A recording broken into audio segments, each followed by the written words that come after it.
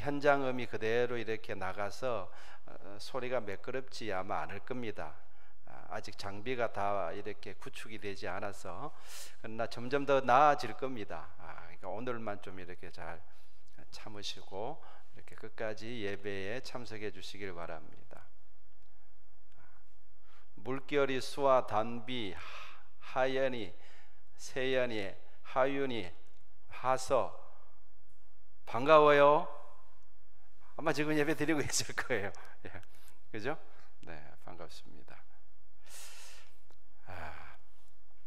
오늘 이렇게 보니까 뭐 한 몇 분 더 나오셔도 충분할 것 같기도 하네요. 어쨌든 좀 이런 부분들은 좀 이렇게 모든 성도들이 다 이렇게 골고루 이 현장 예배에 참석할 수 있도록 그렇게 잘 좀 계획을 짜 보도록 하겠습니다. 자, 오늘은 천국을 소망하는 삶이라는 주제로 하나님의 말씀을 함께 나누도록 하겠습니다. 사람들이 가장 알고 싶어 하면서도 가장 알기 힘든 것이 있다면 그건 아마 죽음 이후, 그러니까 곧 내세의 문제가 아닐까 그렇게 생각합니다. 여러분, 죽음은 어느 누구도 피할 수 없는 일이죠. 어느 누구도 피해갈 수 없습니다. 얼마 전에 제 친구도 제가 하늘나라로 보냈어요. 나이가 아직 젊은데 아직도 제가 실감이 잘 나질 않는데 그 친구의 장례식에 제가 참석하고 하면서 가장 먼저 든 생각이 뭐냐 그러면, 나에게도 저 순간이 언젠가는 오겠구나. 평소에는 바쁘니까 그런 생각하지 않고 살다가 가까운 지인들의 죽음을 이렇게 접하게 되면은 그 생각이 확 들죠. 그러면서 죽음 이후에 대해서 사람들은 그때 비로소 생각하게 되죠. 그러나 어느 누구도 죽음 넘어 저 내세에서 이 현세로, 그러니까 이 땅으로 이렇게 온 사람이 없기에 내세를 이렇게 알 수가 없습니다. 유명한 일화가 있죠.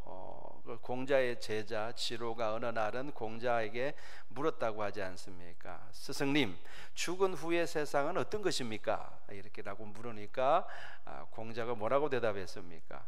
아니, 내일 일도 내가 잘 모르는데 죽은 이후의 일을 내가 어떻게 알겠는가? 이렇게 대답했다고 하지 않습니까? 그게 정직한 대답이죠.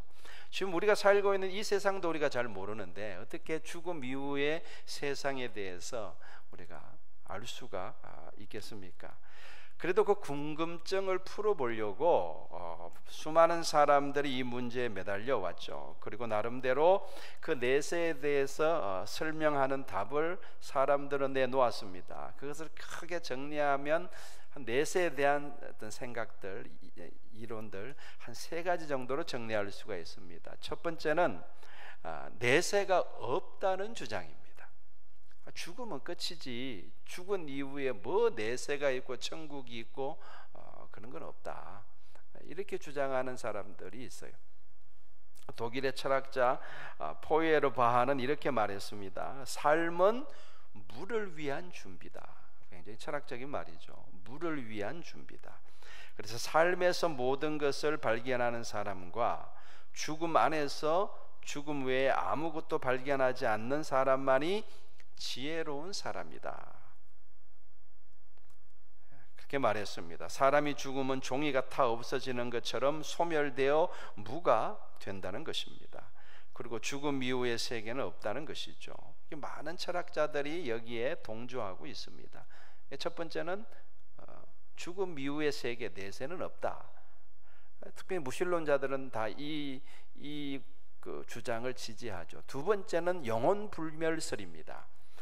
대표적인 철학자가 여러분 잘 아시는 플라톤이죠. 플라톤은 주장하기를 사람은 영혼과 육신으로 이렇게 이루어져 있는데 영혼은 그 육신에 갇혀 있다. 그래서 죽으면은 그 영혼이 그 육신으로부터 해방되어서 영원한 이데아의 세계로 그 혼이 나아간다, 이렇게 주장했죠. 그러니까 영혼만 불멸하는 거예요. 육신은 없어지고 영혼만 살아서 영원한 이데아의 세계로 가서 거기서 영원히 산다. 동양의 종교들도 이와 비슷하죠. 도교나 불교나 유교에서도 뭐라고 주장합니까? 사람이 죽으면 육신은 땅에 묻지만 그 혼은 저승에 가거나 뭐 또는 이렇게 영원한 그 플라톤이 말하는 이데아의 세계로 가게 된다고 믿고 있는 거죠. 자, 그게 영혼 불멸설입니다. 세 번째는 윤회설이 있어요. 윤회설. 대표적으로 인도의 종교들이 이 윤회설을 믿고 있습니다. 그러니까 사람이 죽으면은 현세 행위에 따라서 내세의 다양한 모습으로 다시 태어난다고 보는 겁니다. 그리고 그것도 한 번으로 거치는 것이 아니라 계속해서 끊임없이 죽었다가 또 태어나고 또 죽었다가 또 태어나고 다른 모양으로 또 다른 삶으로 계속해서 이제 윤회한다는 것이죠. 불교도 인도에서 시작된 종교이기 때문에 불교도 윤회설을 지지하고 있죠. 자, 어쨌든 이렇게 죽음 이후의 세계가 어떻게 될 것인가라는 것에 대해서 사람들이 낸 결론은 크게 세 가지라 그랬어요. 첫째는 내세는 없다는 주장, 두 번째는 영혼 불멸설, 세 번째는 윤회설. 그렇게 정리할 수가 있겠습니다. 자, 그러면은 성경은 이 부분에 대해서 뭐라고 말씀하고 있는가? 그 오늘 우리가 읽은 본문에서 그 해답을 우리가 찾을 수 있는 겁니다. 자, 1절을 다시 볼까요? 1절에 뭐라고 말씀합니까? 만일 땅에 있는 우리의 장막집이 무너지면 하나님께서 지으신 집 곧 손으로 지은 것이 아니요 하늘에 있는 영원한 집이 우리에게 있는 줄 아나니 라고 말씀하고 있습니다. 일종의 비유죠. 그러니까 현세는 마치 사람이 지은 집에 사는 것과 같고, 그리고 내세는 하나님이 지으신 집에 사는 것과 같다, 이렇게 비유하고 있습니다. 이렇게 비유하는 목적은 분명하죠. 사람이 지은 집은 불완전합니다. 그죠? 세월이 지나면 낡고 또 이렇게 여기저기 문제가 생기고 허물어지죠. 또 화재가 나면 불타거나 없어지기도 합니다. 그래서 늘 불안하고 안심할 수가 없죠. 우리의 현세의 삶이 이렇다는 겁니다. 그런데 반면에 하나님이 지으신 집은 안전합니다. 그죠? 영원토록 이렇게 문제가 발생되지 않고 우리는 하나님이 주시는 참된 평안과 영원한 안식을 누릴 수 있게 된다 하는 것을 강조하는 것이죠. 자, 여기서 집은 일종의 비유죠. 뭘 비유하고 있냐 그러면 우리의 몸을 집에다가 비유를 한 겁니다. 그러니까 장막집이 무너진다라는 말은 무슨 뜻입니까? 우리의 육신이 기한이 다 되어서 죽음을 맞이했다, 그런 뜻이죠. 그러면 그래서 우리 장막집이 그렇게 무너지면 하나님께서 새로운 집을 우리에게 주시는데 그 집은 영원한 집이다. 다시 말해서 영원히 죽지 않는 몸을 하나님께서 우리에게 주신다. 그것을 지금 말씀하고 있는 겁니다. 우리는 예수님께서 부활하신 모습에서 이 사실을 분명하게 확인할 수 있게 되죠. 주님께서 십자가에 달려 죽으시고 무덤에 분명히 장사되셨죠. 주님은 분명히 죽으셨습니다. 죽음 너머로 나아가신 것이죠. 그러나 그것이 끝이 아니죠. 주님은 사흘 만에 다시 부활하셨습니다. 그런데 주님이 부활하실 때에 영혼만 그 시신 가운데서 빠져나온 것이 아니죠. 영혼만 빠져나온 게 아니고 주님은 신령한 몸, 즉 오늘 본문의 표현을 따르면은 영원한 집, 하나님께서 그걸 주셨는데 그 몸을, 영원한 몸을 입고 부활하신 것입니다.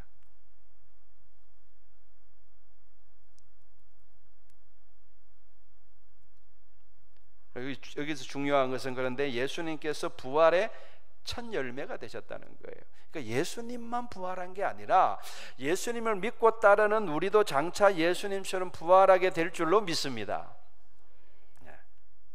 그러니까 여러분 보세요. 내세가 없다, 천국이 없다라는 주장은 거짓말인 거예요. 천국과 지옥은 틀림없이 있습니다. 그것은 예수님이 증언하는 바예요. 예수님의 이야기를 들어보세요. 예수님께서 이렇게 말씀하셨습니다. 우리는 아는 것을 말하고 본 것을 증언하노라. 예수님이 하신 말씀은 다 지어낸 이야기가 아니라 예수님이 보고 들은 것을 지금 증언하고 있다고 말씀하고 있어요. 그러나 너희가 우리의 증언을 받지 아니하는도다. 내가 땅의 일을 말하여도 너희가 믿지 아니하거든. 하물며 하늘의 일을 말하면 어떻게 믿겠느냐? 하늘에서 내려온 자 곧 인자 외에는 하늘에 올라간 자가 없느니라. 예수님은 스스로를 일컫기를 뭐라고 말하는 거예요? 나는 하늘에서 내려왔다는 거예요. 소위 사람들이 말하는 내세, 저 세상에서 하나님이 주님께서 오셨기 때문에, 그러니까 저 내세가 어떤 세상인지 누구보다도 잘 아시는 분이 우리 주님이시죠.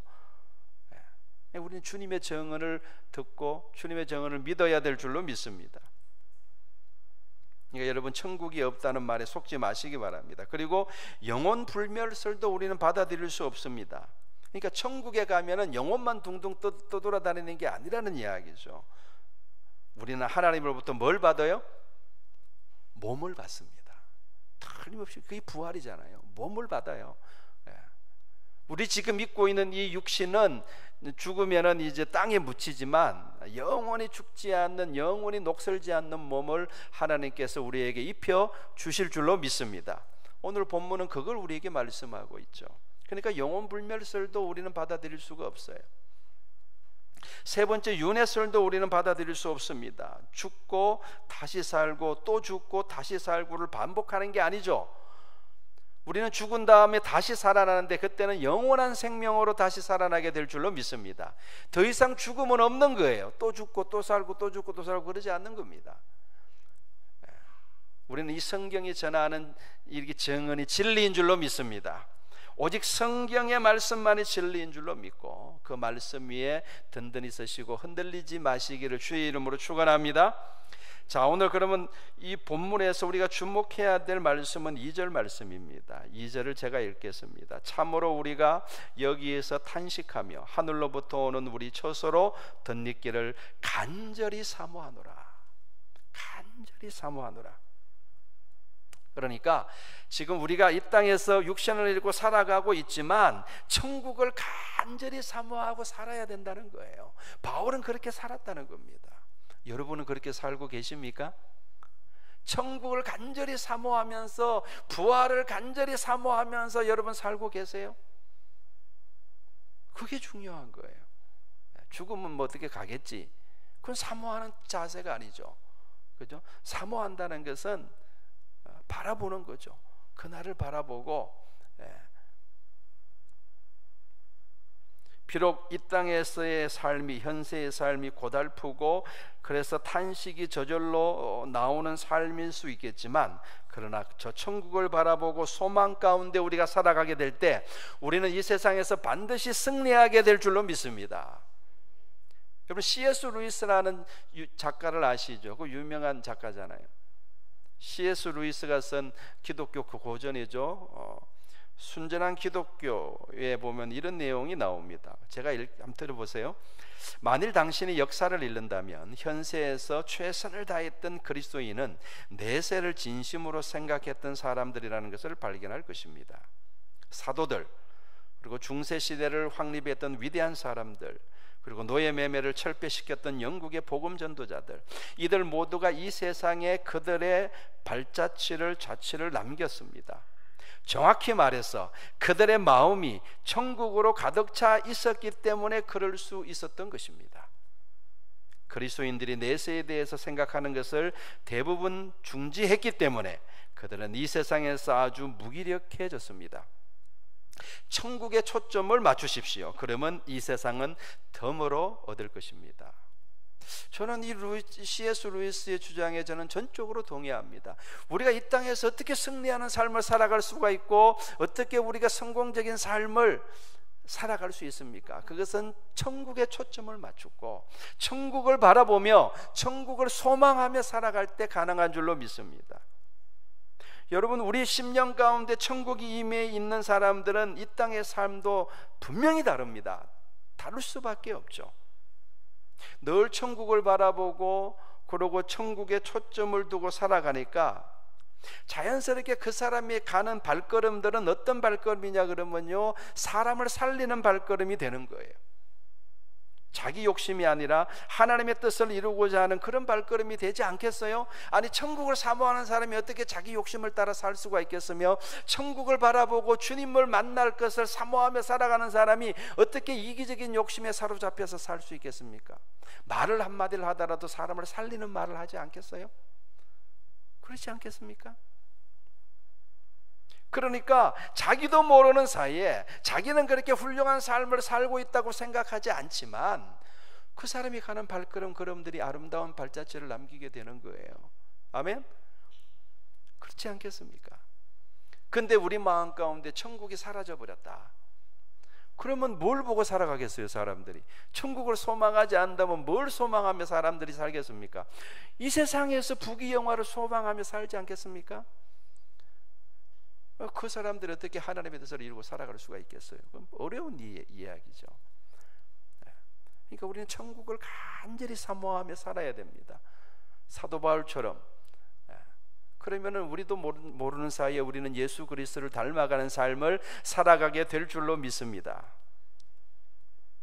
자, 그리고 5절을 보시기 바랍니다. 5절을 이렇게 말씀하죠. 곧 이것을 우리에게 이루게 하시고 보정으로 성령을 우리에게 주신 이는 하나님이시니라, 이렇게 말씀합니다. 그러니까 하나님께서 성령을 우리에게 보내셨는데 보정으로 보내셨다. 뭐에 대한 보정입니까? 천국에 대한 보정이죠. 그러니까 성령이 임한 사람들은 천국에 가보지 않고서도 천국이 있다는 것이 그냥 믿어져요. 왜냐하면 내 안에 계신 성령께서 그걸 보증해 주시니까 그냥 믿어지는 거예요. 여러분, 천국은요 꼭 우리가 죽어서만 가는 것이 아니라 천국은 이 땅에서 우리가 경험할 수 있는 줄로 믿습니다. 예수님이 뭐라고 말씀하셨습니까? 가라사대 때가 찼고 하나님의 나라가 가까웠으니, 다시 말해서 천국이 가까웠으니 회개하고 복음을 믿어라. 천국이 가까이 왔다는 거예요. 주님은 이 땅에 오실 때 천국을 가지고 오신 거예요. 또 예수님이 말씀하시기를 내가 하나님의 성령을 힘입어 귀신을 쫓아내는 것이면 하나님의 나라가 이미 너희에게 임하였느니라. 그러니까 내 안에 하나님의 나라가 임했는지, 천국이 임했는지 그걸 어떻게 알 수 있느냐? 성령의 역사로 알 수 있다는 거예요. 그래서 성령은 우리의 보증이 되시는 거예요. 그러면 성령 충만하시기를 주의 이름으로 축원합니다. 성령 충만하게 되면요, 누가 구구절절 설명을 안 해줘도 그냥 천국이 확실하게 믿어져요. 그리고 천국을 소망하는 마음이 생겨요. 그거를 성령께서는 우리 안에서 도우시는 것이죠. 자, 그러면 천국에 초점을 맞추고 천국을 소망하는 삶이란 어떤 삶을 말하는 것인가? 오늘 본문에서 바울은 너무나 분명하고 명쾌하게 말해줍니다. 자, 9절을 우리 다 같이 함께 읽겠습니다. 9절 시작. 그런즉 우리는 몸으로 있든지 떠나든지 주를 기쁘시게 하는 자가 되기를 힘쓰노라.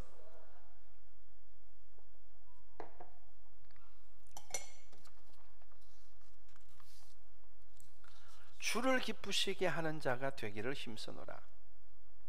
그러니까 우리가 천국을 소망하며 살아가는 삶이라는 것은 다른 말로 바꾸면은 그럼 이 땅에서 어떻게 우리가 살아야 될 것인가 라고 물을 때 주님을 기쁘시게 하는 삶을 살아야 된다. 이게 결론이에요. 여러분, 바울의 내면 세계를 들여다보면요, 보통 사람들과 좀 많이 다릅니다. 여러분, 그에게 있어서 삶과 죽음은 어떤 것이냐?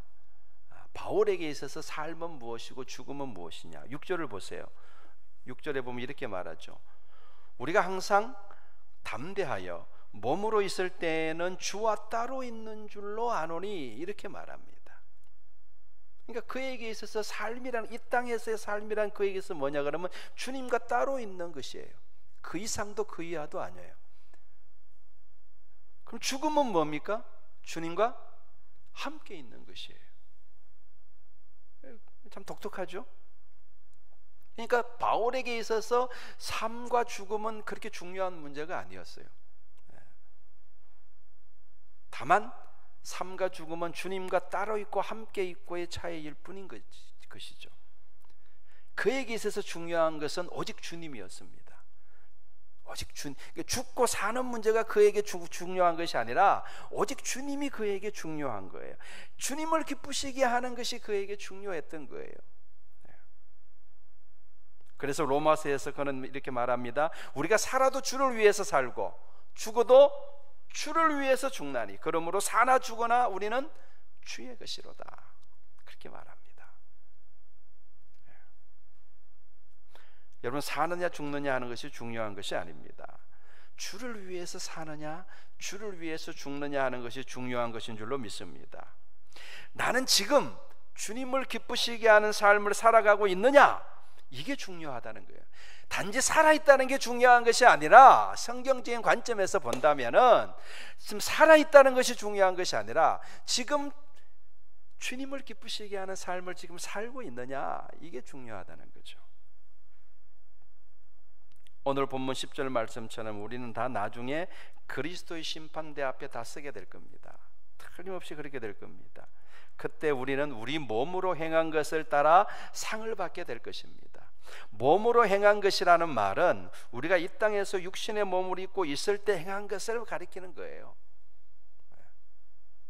그러니까 지금 우리가 무엇을 행하고 있느냐 하는 겁니다. 그것에 따라서 그리스도 심판대에서 우리는 상을 받게 될 것입니다. 자, 그러면 마지막으로 주님을 기쁘시게 하는 삶이란 무엇을 가리키는가?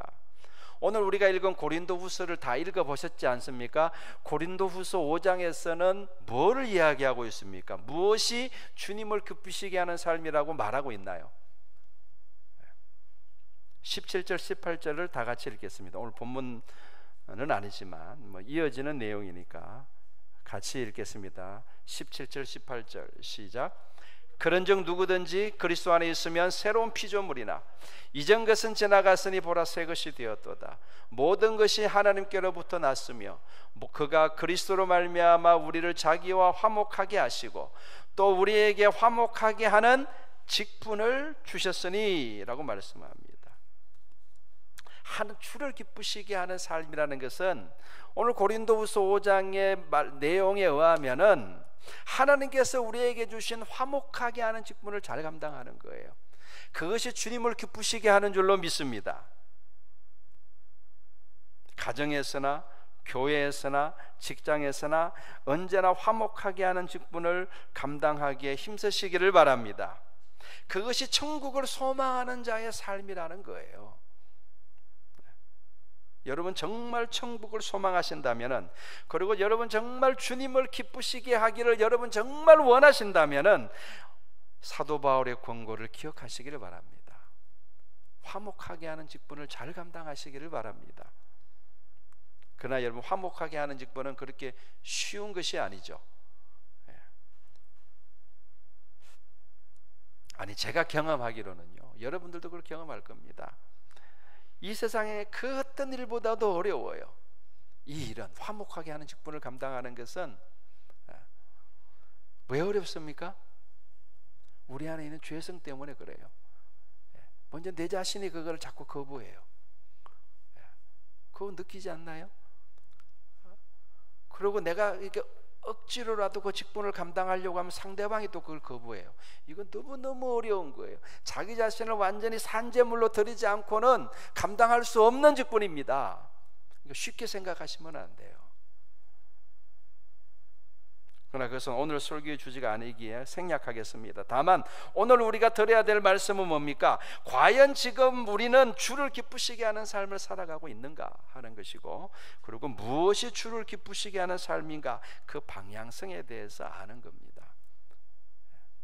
누군가 여러분들에게 당신은 주를 기쁘시게 하는 삶을 살고 있습니까? 라고 물을 때 확신 있게 대답하려면은 주님을 기쁘시게 하는 삶이 무엇인지 알아야지 대답을 할 거 아닙니까? 그리고 내가 지금 주를 기쁘시게 하는 삶을 살고 있는지 아닌지를 알 수 있을 것 아니에요.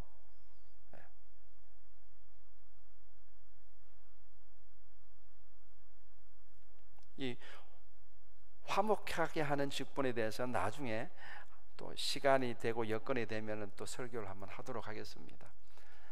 어쨌든 여러분들, 오늘 말씀을 통해서 다시 한번 우리가 죽음 이후의 세계, 영원한 천국에 대해서 다시 한번 우리 마음속에 여러분들을 새길 수 있기를 바라고, 그 천국을 항상 사모하며 살아가는 저와 여러분들 될 수 있기를 바랍니다. 그리고 그럼 우리가 이 땅에서 어떻게 살아야 되냐라고 우리가 말했을 때, 그것은 주를 기쁘시게 하는 삶을 사는 것이 중요한 것이고, 그러면 주를 기쁘시게 하는 삶은 무엇이냐고 물을 때 그것은 뭐라고요? 새로운 피조물로서, 그리스도 안에 새로운 피조물로서 화목해 하는 직분을 잘 감당하고 살아가고 있느냐, 그것이 중요한 것입니다. 하나님께서 저와 여러분에게 은혜 베푸시기를 기도합니다. 바라기는 주님 안에서 우리 모두 다 승리하는 삶이 되기를 바랍니다. 그래서 그리스도의 심판대 앞에 섰을 때 우리 모두가 다 상 받는 사람들이 될 수 있기를 주의 이름으로 축원합니다.